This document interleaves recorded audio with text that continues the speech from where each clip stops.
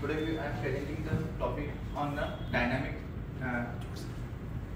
anterior stabilization of long head of bicep for the anterior inferior instability of the shoulder. So, what is the recurrent shoulder dislocation?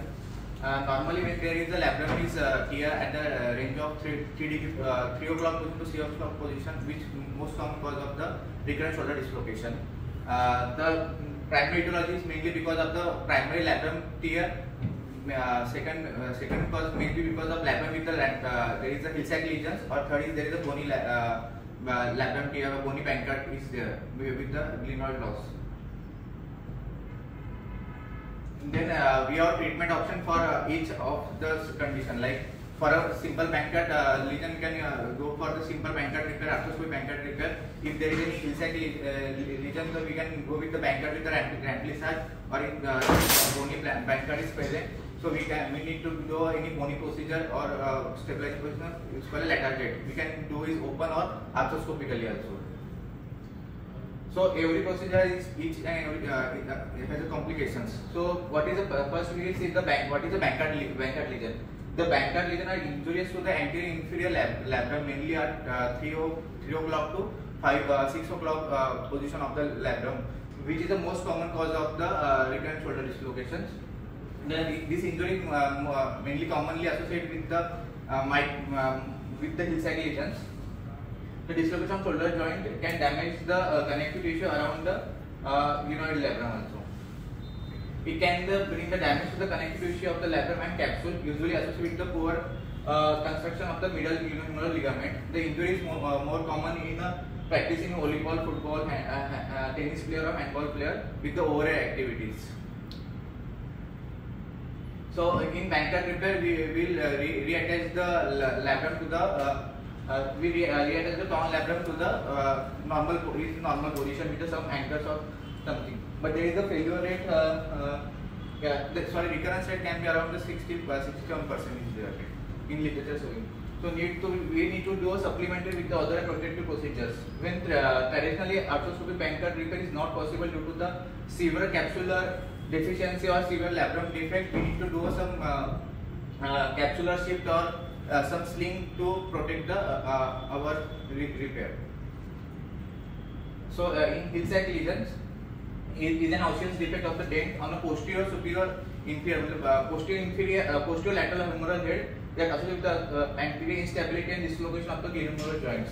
It's often associated with the pancreas lesion of the glenoid. The lesion is caused by the anterior shoulder dislocation, which causes humeral head impression. There is an impression fracture over the humeral head.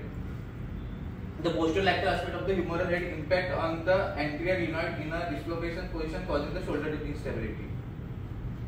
So in bony pancreas, there is a osseous defect of the glenoid. It can depends on that we can make a plan of the repair. So pancreas with the remplissage. When we do a pancreas with the remplissage, when there is a pancreas lesion is present or remplissage, which is the up track or engaging is present, so we can go for the remplissage. In the remplissage technique, we will the commonly problem of remplissage is the restriction of the mainly external rotation or stiffness of the joints. So in lateral jet can be done open or arthroscopically, but there are many complications of the arthroscopic lateral jet, very difficult to do. More learning though. In arthroscopic in lateral jet, we can use the bone block also, or we with the coracoid with the ligament to attach the anterior aspect of the glenoid. There are three main advantages of the lateral jet. First is the osseous, provide the more glenoid surface to the humerus head. Second, there is a most common advantage of the lateral jet is there provide a sling effect, which is present when the patient do external rotation and abduction. There is a sling of coracoid ligament come in front of the humeral and prevent the dislocation. And the third is the reinforce the inferior ligament. So this is the principle of the lateral jet. We fix the bone with the thoracoabdominal ligament and with screw and with the conjoint tendon as a sling effect when we do a external rotation and abduction. With the same principle, we are now using the long head of bicep as a in a Bankart lesion to prevent the dislocation. So the principle is the same, like the sling effect only. The challenging of arthroscopy is due to difficulty of the screw position, risk of nerve damage, and need of the cortical need to fuse up the cortical bone with the glenoid. So complication is a sometimes there is a bone overhanging which restrict your movement. There is a maybe non-union occur at the bony surface, bone to bone. Then the superior graft resorption is can be occurred, and there is a persistent apprehension.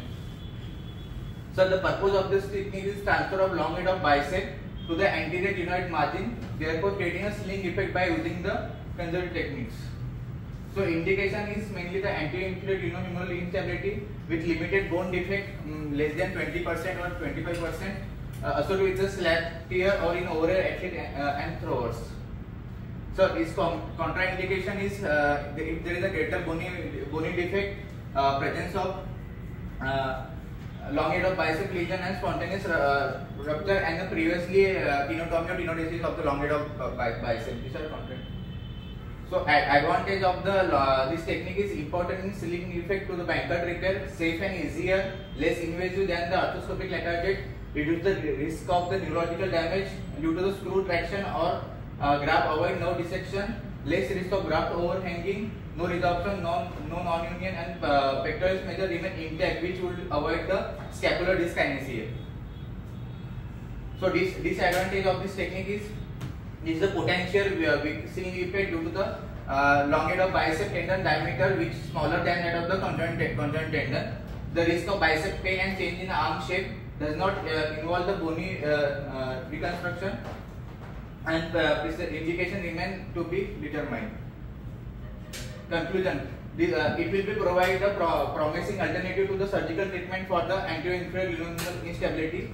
Dynamic anti-stabilizer can be used as an alternative for the lateral jet procedures.